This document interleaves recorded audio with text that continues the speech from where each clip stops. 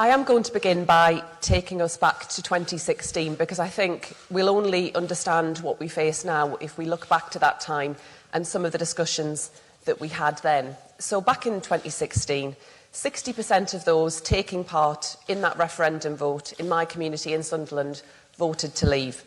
And they did so for a whole host of reasons. But central to many of the conversations that I was having then, I felt a deep sense of anger and frustration amongst many of the people that I represent. And that anger and frustration isn't simply legitimate. It's an anger and a sense of frustration that I very much share.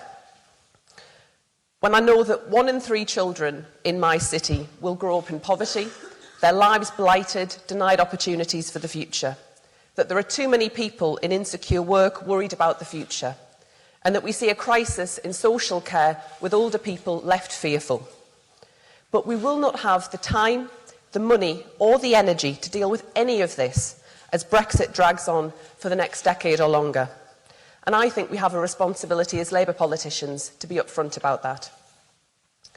And when I think back to that time, almost 3 years ago, I really didn't imagine that we'd find ourselves here today. I'd campaigned hard for Remain, but I thought that the issue of Brexit was settled. It was happening, and what mattered now was the shape of the deal that was negotiated. I wanted the Prime Minister to reach out, to unite Parliament, and to try and bring the country back together around an alternative, but it wasn't to be. And many of us voted to try and keep Britain in the single market, but the Prime Minister ploughed on.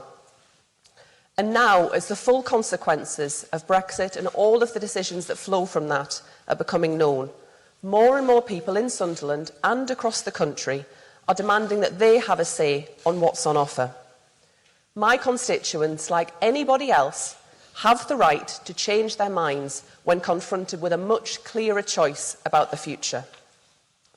And I understand the desire of those advocating for No Way Plus or other options to try and avoid no deal. Without question, no deal would be catastrophic. But I fail to see how, at this very late stage, such an outcome can be guaranteed in the long run, even if Parliament were to vote for it. And I simply do not buy the idea that a fresh referendum will unleash some kind of horrible backlash. We must not, of course, ever conflate the rise of the far right in our country with the decent majority of those who voted leave in 2016. People will not be angry at being asked for their views.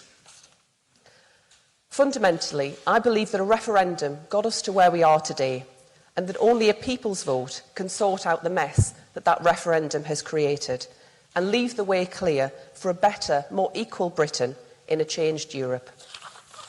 Thank you.